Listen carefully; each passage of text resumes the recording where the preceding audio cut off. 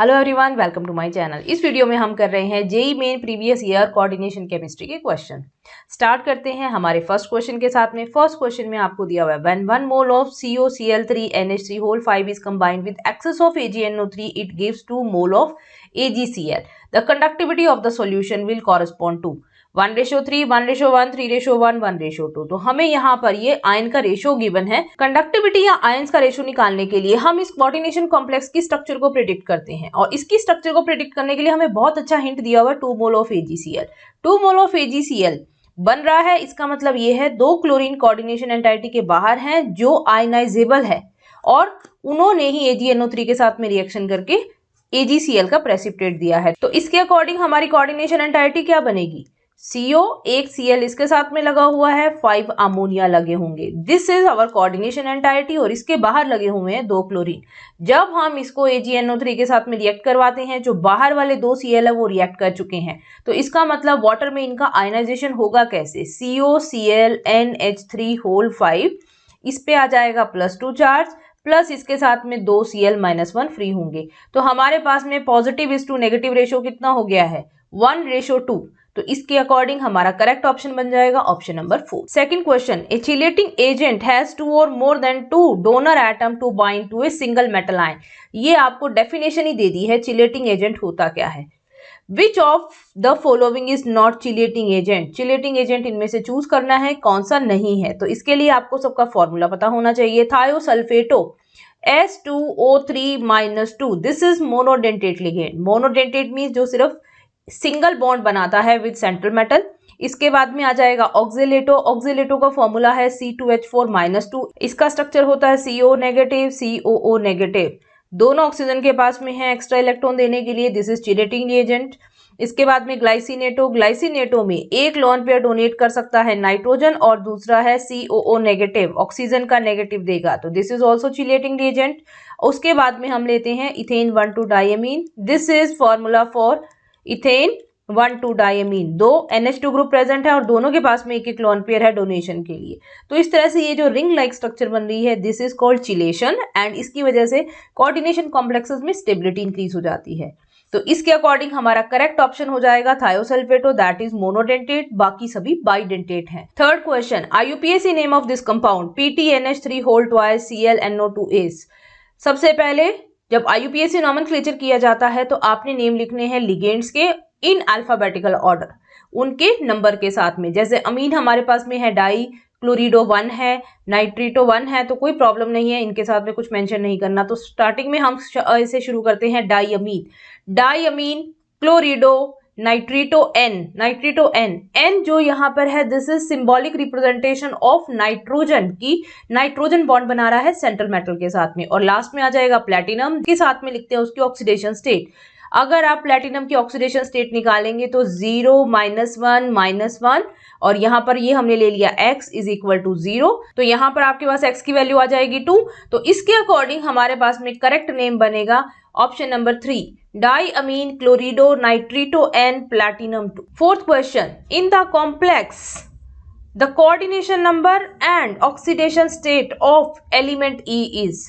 Very simple question. Oxidation number तो अभी हमने ऊपर निकाला ही है, किस तरह से करेंगे तो हम एक बार इसमें फिर से इसे नोट डाउन कर लेते हैं। यहाँ पे ये है आपके पास में कंपाउंड, और इसके लिए सबसे पहले तो हम निकाल लेते हैं कोऑर्डिनेशन नंबर।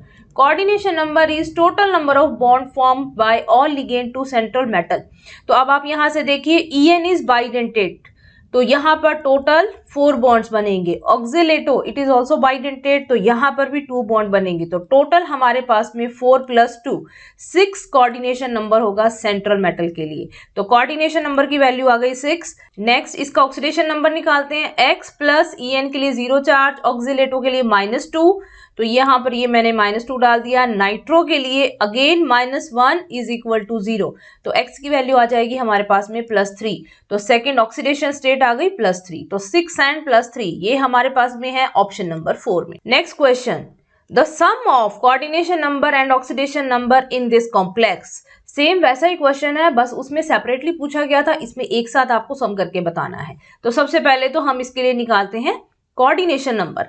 कोऑर्डिनेशन नंबर के लिए हम सबका सम करवाते हैं। ये 2 बॉन्ड बनाएगा, En is bidentate, water 1 bond बनाएगा, Cl भी 1 बॉन्ड बनाएगा, ग्लाई means glycinato, glycinato is bidentate, तो ये भी 2 बॉन्ड बनाएगा। तो टोटल हमारे पास में कोऑर्डिनेशन नंबर की वैल्यू आ गई 6। इसके बाद में हम निकालते हैं ऑक्सीडेशन नंबर। ऑक्सीडेशन नंबर निकालने के लिए मेटल के लिए मैंने ले लिया x, En के लिए 0, वाटर के लिए 0, Cl के लिए -1, glycinato also contain -1 charge. Again Cl है आपके पास में, फिर से उसके लिए -1 आ जाएगा, जो बाहर Cl प्रेजेंट है, इज इक्वल टू 0। तो यहां से हमारे पास में x की वैल्यू आ जाती है +3, तो ऑक्सीडेशन नंबर आएगा 3। इन दोनों का अगर हम सम करवाते हैं तो 6 + 3 इज इक्वल टू 9, तो हमारा करेक्ट ऑप्शन बनेगा option number 1। Next question number 6, for high spin D4 octahedral complex the crystal field splitting energy is. Crystal field splitting energy की कैलकुलेशन कैसी होगी? अगर हमारे पास में ऑक्टाहेड्रल कॉम्प्लेक्स है तो नीचे की तरफ रहते हैं हमारे पास में T2G और ऊपर आ जाते हैं Eg ऑर्बिटल। T2G के लिए जो CFSE की वैल्यू दी जाती है वो है -0.4 डेल्टा ओ, और Eg के लिए हमारे पास में आ जाएगा +0.6 डेल्टा ओ। अब हम जो भी हमारे इलेक्ट्रॉन है उनको पहले अरेंज कराएंगे T2G एंड Eg में, उसके बाद में इन नंबर से मल्टीप्लाई करा के हम CFSE की वैल्यू को कैलकुलेट करते हैं। हमारे पास में है D4 कॉम्प्लेक्स, ध्यान से देखिए D4, और हाई स्पिन कॉम्प्लेक्स है। हाई स्पिन कॉम्प्लेक्स का मतलब हो जाएगा सारे इलेक्ट्रॉन अनपेयर्ड है। अनपेयर्ड इलेक्ट्रॉन है तो देखिए T2G 1 2 3 और Eg हमारे पास में होते हैं 2, तो इलेक्ट्रॉन की फिलिंग कैसे होगी 1 2 3 4। तो इसका मतलब T2G में कितने इलेक्ट्रॉन हो गए 3, तो इसको 3 से मल्टीप्लाई करा देते हैं, और Eg में एक इलेक्ट्रॉन है तो इसको 1 से मल्टीप्लाई करवा देंगे। तो CFSE की वैल्यू हम कैसे कैलकुलेट करेंगे, माइनस ये इन दोनों को मल्टीप्लाई कराएंगे तो आ जाएगा 1.2 डेल्टा ओ, इन दोनों को मल्टीप्लाई कराएंगे तो ये आ जाएगा +0.6 डेल्टा ओ, और इसे सॉल्व करेंगे तो हमारा आंसर बनेगा -0.6 डेल्टा ओ। इसके अकॉर्डिंग हमारा करेक्ट ऑप्शन हो जाएगा option number 3। Question number 7, the correct increasing order of splitting power of ligand according to spectrochemical series. सबसे ज्यादा सबसे कम स्ट्रेंथ किसकी होगी, कौन स्ट्रॉन्ग फील्ड लिगेंड होगा, कौन वीक फील्ड लिगेंड होगा, ये हमें दिया गया है spectrochemical series of CFT crystal field theory. तो उसके अकॉर्डिंग हमारे पास में यहाँ पे करेक्ट ऑप्शन हो जाएगा ऑप्शन नंबर 1। स्पेक्ट्रोकेमिकल सीरीज में कौन से स्ट्रॉन्ग लिगेंड है, कौन से वीक लिगेंड है, इनके लिए एक शॉर्ट ट्रिक है जिसका लिंक नीचे डिस्क्रिप्शन बॉक्स में दिया गया है, you can check it out. Next question number 8, which of the following complex show 0 crystal field stabilising energy. इसका मतलब 0 CFSE निकालना है। निकालने का मेथड बिल्कुल सेम यही रहेगा जो हमने क्वेश्चन नंबर 6 में निकाला है। सबसे पहले हम लेंगे आयन कौन सा है, उसके बाद में उसका कॉन्फिगरेशन चेक करेंगे। कॉन्फिगरेशन के अकॉर्डिंग हमने इलेक्ट्रॉन की फिलिंग T2G और Eg के अंदर करवानी है। यहाँ पर हमारे पास में आंसर आता है ऑप्शन नंबर 2। आयरन +3 के लिए अगर हम निकालते हैं तो हमारे पास में कॉन्फिगरेशन आता है 3d5। इसमें हम T2G और Eg में अगर अरेंजमेंट कराएंगे तो इलेक्ट्रॉन्स 1 2 3 आएंगे इन T2G और 2 इलेक्ट्रॉन्स आ जाएंगे इन Eg, और इनको अगर हम मल्टीप्लाई करवाते हैं 3 मल्टीप्लाइड बाय -0.4 डेल्टा ओ और 2 मल्टीप्लाइड बाय +0.6, तो दोनों से ही वैल्यू हमारे पास में 1.2 आती है, तो -1.2 कैंसल आउट हो जाता है +1.2 से, तो इसके लिए 0 क्रिस्टल फील्ड स्प्लिटिंग एनर्जी बन जाती है, तो इसलिए करेक्ट ऑप्शन हुआ option number 2। Next question number 9, effective atomic number of iron in complex. सबसे पहले हम देखते हैं इफेक्टिव एटॉमिक नंबर होता क्या है, EAN। इफेक्टिव एटॉमिक नंबर होता है total number of electron surrounding metal in metal complex, कि हमारे पास में ये जो सेंट्रल मेटल बना है जो कोऑर्डिनेशन एंटाइटी के अंदर प्रेजेंट है, इसके अराउंड कितने इलेक्ट्रॉन्स हैं। अगर ये इलेक्ट्रॉन नियरेस्ट नोबल गैस के एटॉमिक नंबर के बराबर आ जाते हैं तो वो कॉम्प्लेक्स ज्यादा स्टेबल होते हैं as compare to other complexes जिसके अंदर EAN की वैल्यू नोबल गैस के एटॉमिक नंबर के इक्वल नहीं आते। तो EAN कैलकुलेट करने का फॉर्मूला क्या है, EAN is equal to Z minus oxidation number minus 2 into coordination number. तो अब हम इसके अकॉर्डिंग आयरन के लिए सबसे पहले तो ऑक्सीडेशन स्टेट निकालते हैं। ऑक्सीडेशन स्टेट अगर आप इसमें निकालेंगे तो +2 आएगी ऑक्सीडेशन स्टेट। एटॉमिक नंबर इसके लिए होता है 26, ऑक्सीडेशन नंबर आया है 2 और कोऑर्डिनेशन नंबर हमें दिखाई दे रहा है, कोऑर्डिनेशन एंटाइटी में 6 CN प्रेजेंट है, तो यहां से आ जाएगा 2 इंटू 6। तो इसके अकॉर्डिंग हमारे पास में EN की वैल्यू आ गई 36। 36 किसका एटॉमिक नंबर है, 36 is atomic number of krypton. तो इसका मतलब इसके EN की वैल्यू नियरेस्ट नोबल गैस के इक्वल आ चुकी है, तो इसलिए ये एक स्टेबल कॉम्प्लेक्स होगा। तो हमारे पास में आंसर क्या आ जाएगा? Answer option number 2 36। Next question number 10 which is used in cancer therapy. ये आपके पास में आया है question from uses of organometallic compound. यहाँ पर हमारे पास कैंसर थेरेपी के लिए ऑप्शन नंबर 1 करेक्ट होगा, cisplatin. Cisplatin means PTNH3 whole twice Cl2। ये है आपके पास में सिस्प्लेटिन और ये कैंसर थेरेपी में यूज किया जाता है। बाकी के लिए भी यूजेस देख लेते हैं। EDTA, EDTA को कैल्शियम मैग्नीशियम के एस्टिमेशन के लिए यूज किया जाता है या लेड पॉइजनिंग को ट्रीट करने के लिए। Cyanocobalamin is vitamin B12। Vitamin B12 की डेफिशिएंसी से होता है पर्नीशियस एनीमिया, तो उसे ट्रीट करने के लिए हम विटामिन B12 को यूज करेंगे। और यहाँ पर ये है आपके पास कॉम्प्लेक्स ऑफ कोबाल्ट+3। इसके बाद में आता है जीजे सॉल्ट। जीजे सॉल्ट है गुड प्लेटिनाइजिंग एजेंट और इसका फॉर्मूला है KPtCl3 eta2C2H4। ये क्वेश्चन इस फॉर्म में पूछा जा सकता है, this is pi complex. Pi complex का मतलब यहाँ पर C2H4 इज इथीन और इथीन के पाई बॉन्ड के साथ में PT की बॉन्डिंग होती है। तो ये है आपके पास में question number 10। Question number 11 which of the following compound has tetrahedral geometry. Tetrahedral geometry means sp3 hybridisation. और sp3 हाइब्रिडाइजेशन में सबसे पहले तो हम ये देखेंगे कि वीक फील्ड लिगेंड होना चाहिए। फर्स्ट ऑप्शन में देखिए NiCN होल 4 -2, तो इसका मतलब निकल की स्टेट में है, यहाँ पर +2 स्टेट में है, तो कॉन्फ़िगरेशन हो जाएगा 3d8। 3d8 में यहाँ पर आप पेयरिंग करवा देते हैं, बिकॉज साइनाइड है तो पेयरिंग हो जाएगी और पेयरिंग होने के बाद में हमें इस तरह का कॉन्फ़िगरेशन मिल जाएगा। तो इसका मतलब इसमें D खाली है, तो यहाँ पर 3d 4s 4p ये पार्टिसिपेट करेंगे बॉन्डिंग में, तो यहाँ से हमें मिल जाएगा DsP2। तो इसके अंदर नहीं हो सकता, this is incorrect option. Next के जो दो ऑप्शंस आपके पास में देखिए PdCN होल 4 -2 एंड PdCl4 -2, दोनों में ही पैलेडियम +2 स्टेट में प्रेजेंट है। और ये यहाँ पर हमारे पास में अगर 4d या 5d सीरीज से कोई भी मेटल आयन प्रेजेंट होगा तो सभी के सभी लो स्पिन कॉम्प्लेक्स की तरह बिहेव करेंगे। तो इनके दोनों के केसेस में भी क्या हो जाएगी? पेयरिंग, और पेयरिंग होने के बाद में हमें हाइब्रिडाइजेशन मिल जाएगा DsP2। तो अब हमारे पास में बचा है एक ऑप्शन, वही हमारा करेक्ट ऑप्शन भी है। और इसे कैसे एक्सप्लेन करेंगे? Cl एक वीक फील्ड लिगेंड है। वीक फील्ड लिगेंड है तो 3d8 की पेयरिंग नहीं होगी, और पेयरिंग नहीं होती है तो देखिए कॉन्फ़िगरेशन किस तरह से यूज होगा। दिस इज 1 2 3 4 5 6 7 एंड 8, तो इसके सारे के सारे ऑक्यूपाइड हैं। तो इनसे नेक्स्ट जो हमारे पास में ऑर्बिटल्स होंगे वो हाइब्रिडाइजेशन में पार्टिसिपेट करेंगे, तो यहाँ पर हाइब्रिडाइजेशन हो जाता है sp3। Next question, question number 12 the solution of complex CuNH3 whole 4SO4 in water will give. जब हम इसको वाटर में डिसॉल्व करवाएंगे तो सबसे पहले तो देखिए इसका आयनाइजेशन इस तरह से होगा, CuNH3 होल 4 +2 ये एक यूनिट रहेगा और इसके साथ में बन जाएगा सल्फेट आयन। तो अब हम देखते हैं हमें क्या क्या ऑप्शंस गिवन है। Give the test of Cu+2 no, because ये कोऑर्डिनेशन एंटाइटी के अंदर प्रेजेंट है। Give the test of NH3 no. Give the test of SO4 -2 ion, yes, because वो कोऑर्डिनेशन एंटाइटी के बाहर प्रेजेंट है, तो कोऑर्डिनेशन एंटाइटी के बाहर जो भी पार्ट प्रेजेंट होगा वो अपने नॉर्मल टेस्ट शो करता है। तो हमारे पास में ये हो गया करेक्ट ऑप्शन 3। एंड फाइनली हम देख लेते हैं not give the test of any of the above, नहीं, सल्फेट आयन का मिल गया है हमें, तो इसका मतलब हमारा करेक्ट ऑप्शन बनेगा option number 3। Question number 13 the correct IUPAC name of the following compound CrNH3 whole 5 NCS ZnCl4। ये हमारे पास में ऐसा कॉम्प्लेक्स है जिसके पॉजिटिव पार्ट भी कोऑर्डिनेशन एंटाइटी है, नेगेटिव पार्ट भी कोऑर्डिनेशन एंटाइटी है। जब पॉजिटिव या न्यूट्रल एंटाइटी होती है तो मेटल के एंड में हमने कुछ भी ऐड नहीं करना, सिंपल मेटल का नाम लिखना है। और जब हमारे पास नेगेटिव एंटाइटी होती है तो हम उसके आगे 8 लगा देते हैं, तो जिंकेट बन जाएगा।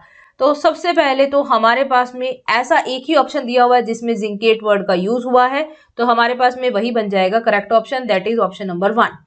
बाकी हम इसका नॉमेनक्लेचर करने के लिए थोड़े से रूल भी चेक कर लेते हैं। नॉमेनक्लेचर करने के लिए हम इसमें पॉजिटिव और नेगेटिव पार्ट को सेपरेट कर देते हैं। CrNH3 होल 5 NCS, इसके ऊपर आ जाएगा +2 चार्ज, और इसके बाद में बनेगा ZnCl4 -2 चार्ज। +2 -2 हमने इनके ऑक्सीडेशन नंबर को सॉल्व करने के लिए यूज किया है। और अब हम निकाल लेते हैं क्रोमियम के लिए ऑक्सीडेशन स्टेट, यहाँ पर आ जाएगी +3 और जिंक के लिए आ जाएगी +2। तो ये हमारे पास आ गई ऑक्सीडेशन नंबर। ऑक्सीडेशन नंबर निकालने के लिए अब हमने नेम लिखने हैं।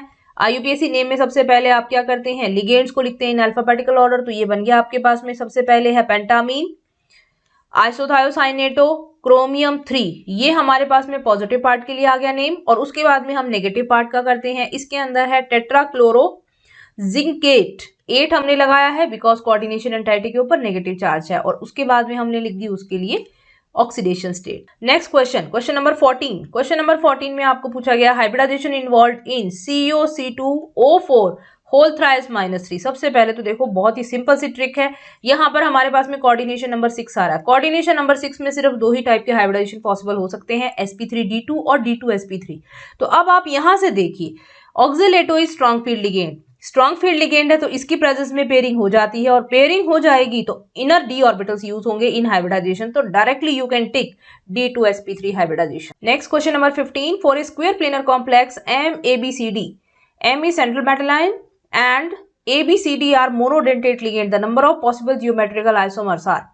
जब हमारे पास में सारे लिगेंड कोऑर्डिनेशन एंटाइटी में डिफरेंट हो जाते हैं तब हम एक को कांस्टेंट रखकर बाकी तीन को रोटेट करवाएंगे, then we get total 3 isomers, and इनके लिए हमको स्पेसिफिक नेम नहीं यूज करते, जैसे कि जियोमेट्रिकल में हमने सिस और ट्रांसवर्ड यूज करना होता है, आप डायरेक्टली सिर्फ 3 आइसोमर्स बना सकते हैं। Next question, question number 16, the CFSE for octahedral is given 18,000 पर सेंटीमीटर, और आपको निकालनी है टेट्राहेड्रल COCl4 के लिए।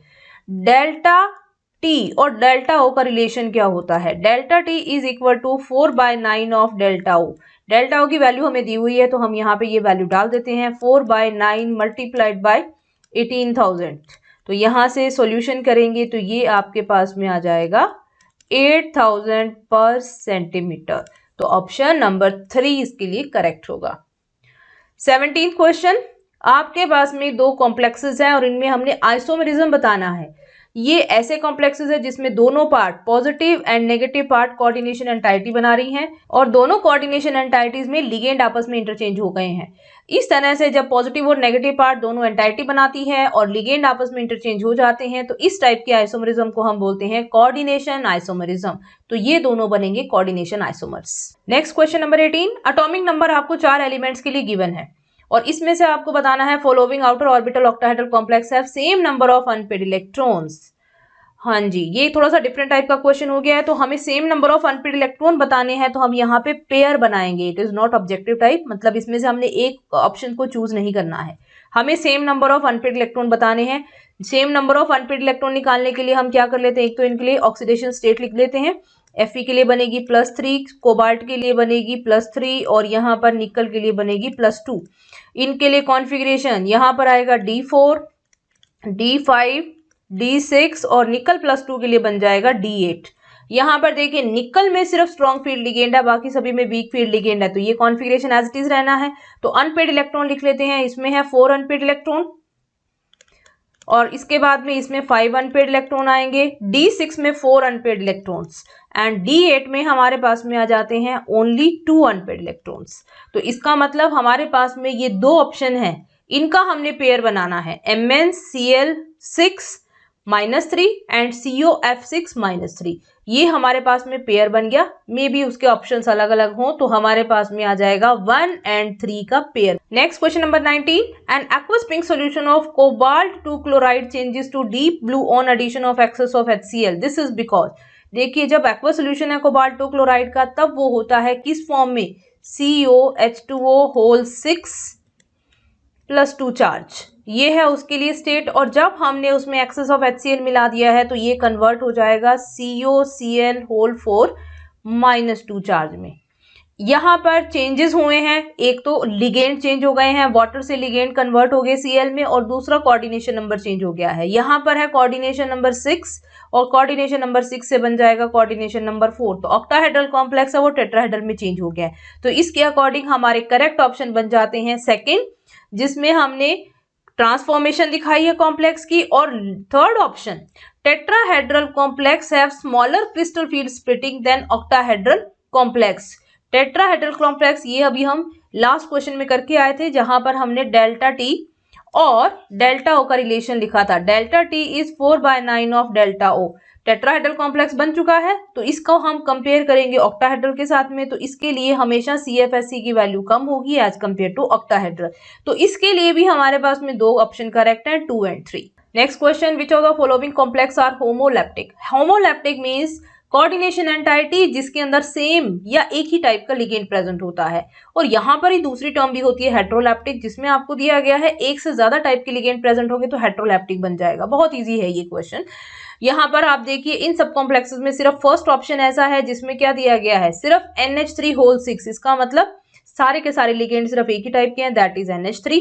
बाकी सभी में एक से ज्यादा टाइप के लिगेंड है तो वो सब हेट्रोलैप्टिक में आ जाएंगे। These are heteroleptic. Next question number 21. The color of coordination complex depend on crystal field splitting. What will be the correct order of absorption of wavelength of light in visible region for the complexes? यहाँ पर आप देखिए हमें तीन complex दिए हैं, तीनों ही cobalt के लिए हैं। सभी में कोबाल्ट के लिए ऑक्सीडेशन स्टेट +3 है, आप कैलकुलेट करके देख सकते हैं। अब हमारे को जो चेंज दिया गया है वो सिर्फ लिगेंड का है। यहाँ पर हमें 3 लिगेंड दिए गए हैं, इनमें से साइनाइड सबसे ज्यादा स्ट्रांग होता है, इसके बाद में आ जाएगा NH3 एंड सबसे लास्ट में आ जाएगा H2। जितना ज्यादा स्ट्रॉन्ग लिगेंड होता है उतनी ही ज्यादा CFSC की वैल्यू बढ़ती जाती है। तो इसका मतलब एनर्जी सबसे ज्यादा इसकी होगी, क्रिस्टल फील्ड स्प्लिटिंग एनर्जी इसके लिए सबसे ज्यादा, तो वेवलेंथ इसके लिए क्या हो जाएगी, सबसे कम हो जाएगी। लिगेंड की स्ट्रेंथ से डिसाइड हो रही है एनर्जी। तो अब हम क्या ले रहे हैं, वेवलेंथ का ऑर्डर। वेवलेंथ का ऑर्डर जस्ट इससे रिवर्स हो जाएगा। H2O जिस कॉम्प्लेक्स में है उसके लिए सबसे ज्यादा, देन NH3 और उसके बाद में हो जाएगा जहां पर CN प्रेजेंट है। तो इसके अकॉर्डिंग हमारा करेक्ट ऑप्शन बन जाएगा ऑप्शन नंबर 3। तो इस वीडियो में हमने डिस्कस कर लिए हैं कोऑर्डिनेशन कंपाउंड के कुछ इंपॉर्टेंट क्वेश्चन, और आई होप इनसे रिलेटेड जितने भी कंसेप्ट्स है वो भी आपको बहुत अच्छे से रिवाइज हो गए होंगे। नेक्स्ट वीडियो में हम डिस्कस करेंगे पॉलीमर एंड बायोमोलिक्यूल्स के प्रीवियस ईयर क्वेश्चंस को। सी यू इन नेक्स्ट वीडियो।